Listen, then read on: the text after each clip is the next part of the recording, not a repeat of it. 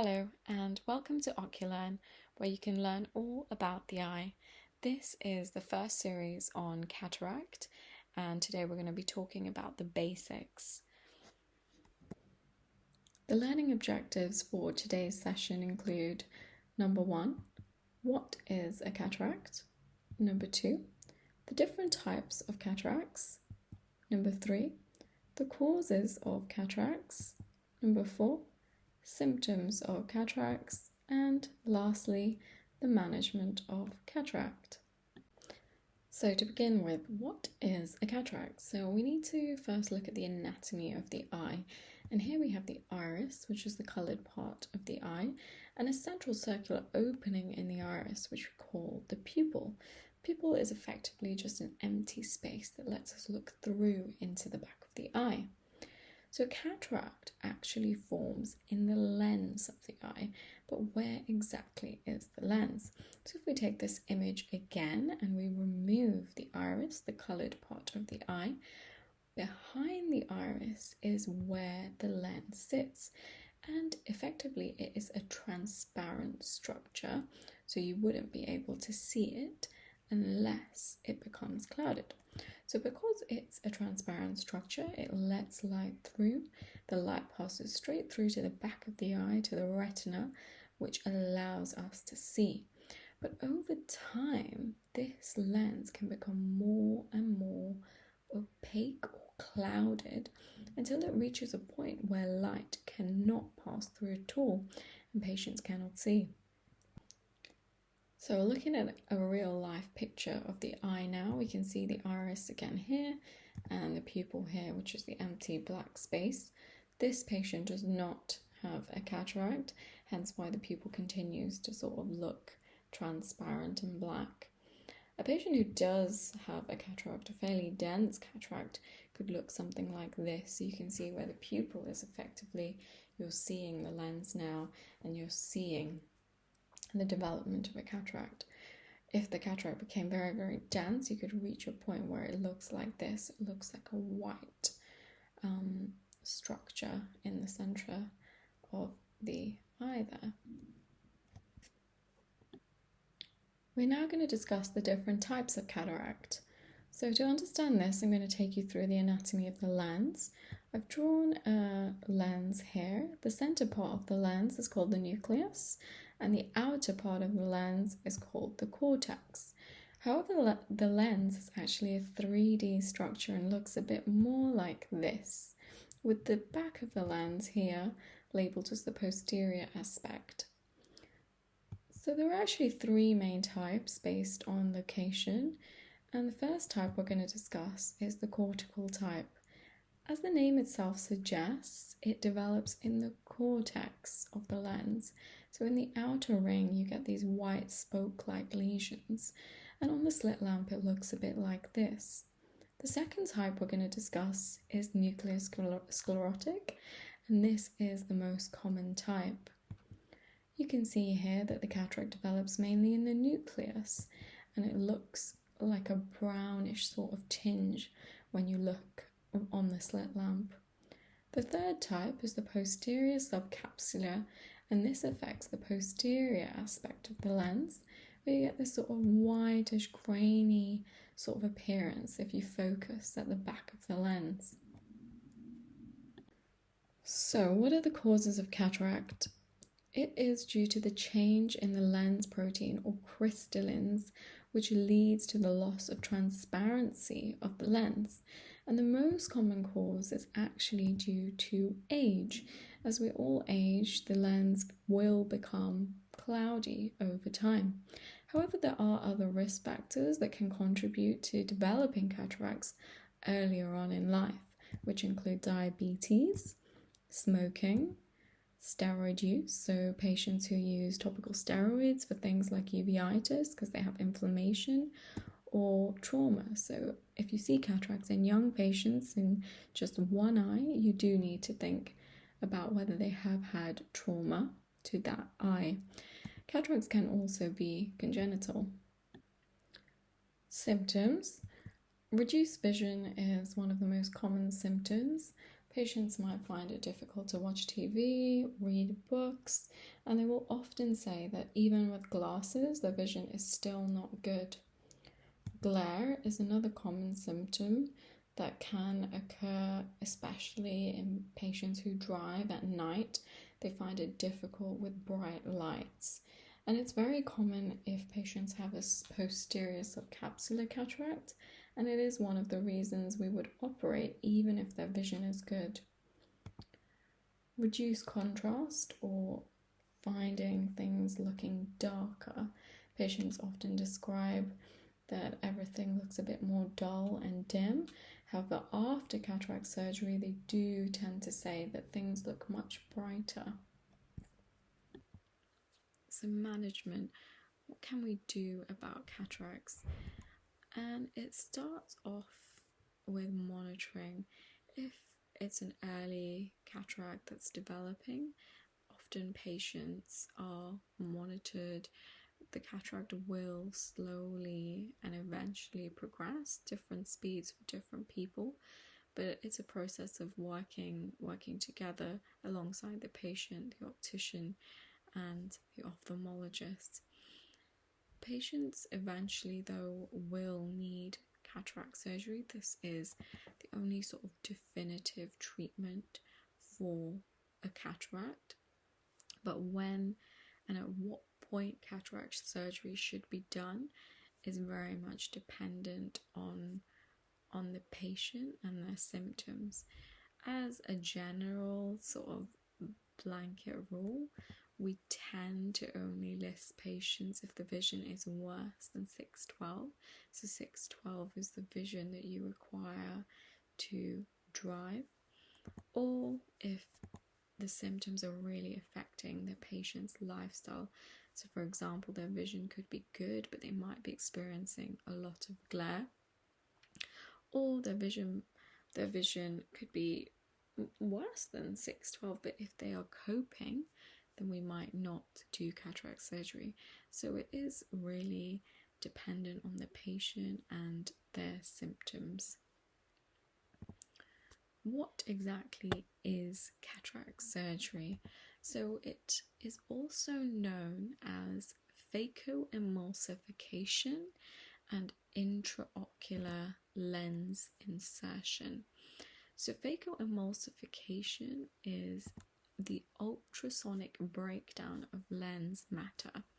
So to explain this further, here there's a diagram.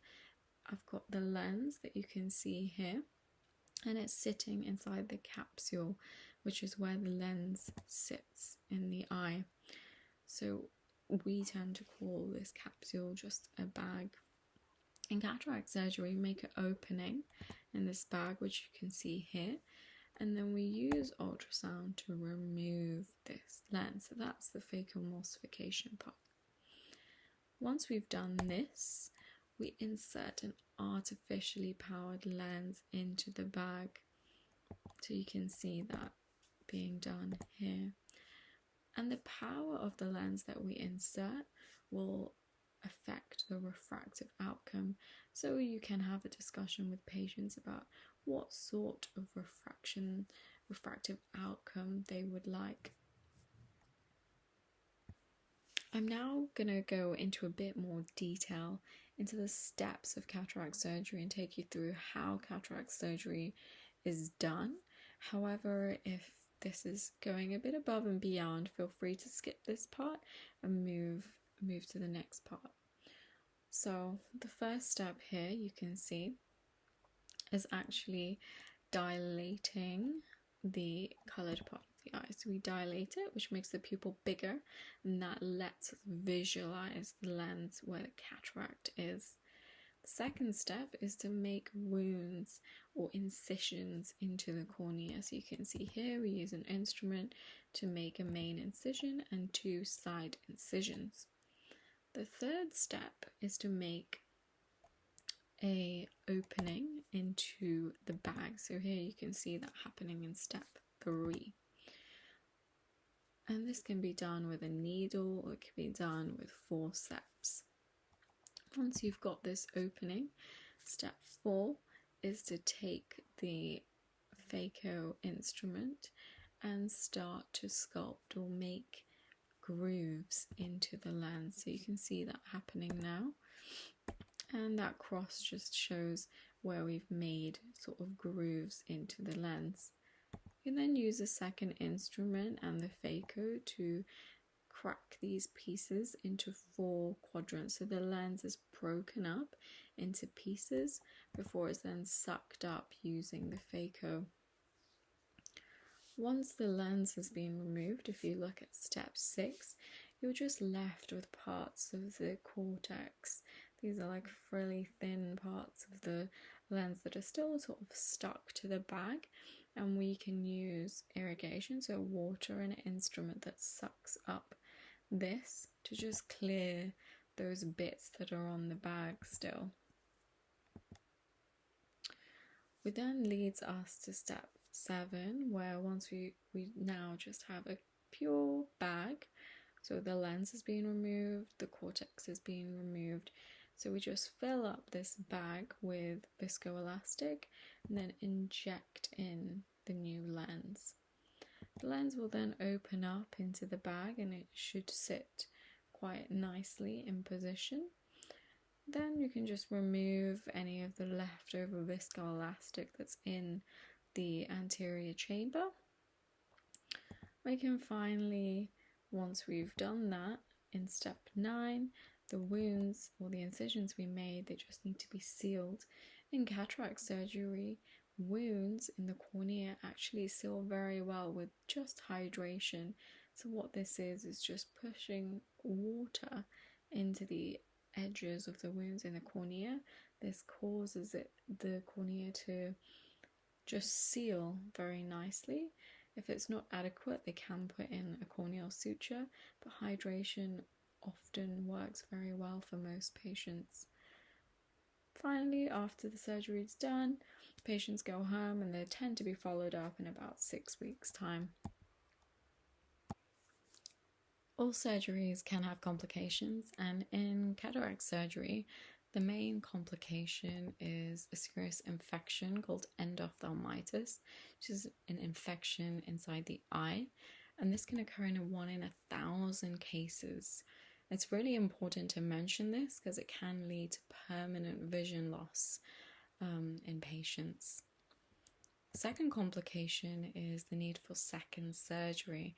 So 1 in 100 patients will require a second surgery, and this can be because of a complication during surgery, which tends to be what we call posterior capsular rupture. So just to illustrate what this is, here is a diagram. So the red semicircle you can see is meant to represent the retina and the back of the eye. And at the front, you can see the lens sitting in the bag. So there's been an opening already made, but what happens in capsular rupture or PC tear is there could be a break in the bag. So here you can see there's been a break at the back in the bag, and when this happens, pieces of lens or the whole lens can fall into the jelly or the vitreous of the eye, and this means that vitreous can also come forward to the front of the eye. This is what we call posterior capsular rupture or PCR, and this is one of the things that surgeons have to monitor their PCR rate. So if pieces of the lens do fall into the back of the eye, patients will need to have a second surgery, which tends to be with the vitreoretinal team. The third thing that we tend to mention is posterior capsular opacification, which can happen in 1 in 10 cases. So what is this? So as we said, the bag is what the lens was in, and the bag is what holds this new artificial lens, which you can see here in the diagram. However, over time, in 1 in 10 cases, this bag itself can become quite opaque and difficult for light to travel through it. And when this happens, vision can get worse again.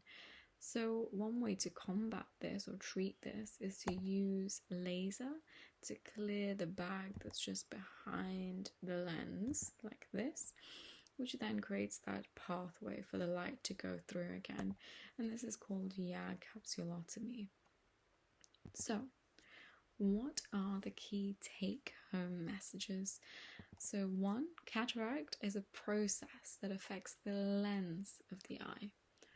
There are 3 main types when stratifying sort of by location, which is cortical, nuclear sclerotic, and posterior subcapsular. The most common cause is age, but there are other risk factors. The only definitive treatment is cataract surgery. However, monitoring is an option. If you enjoyed the video today, please like and subscribe. Thank you for listening.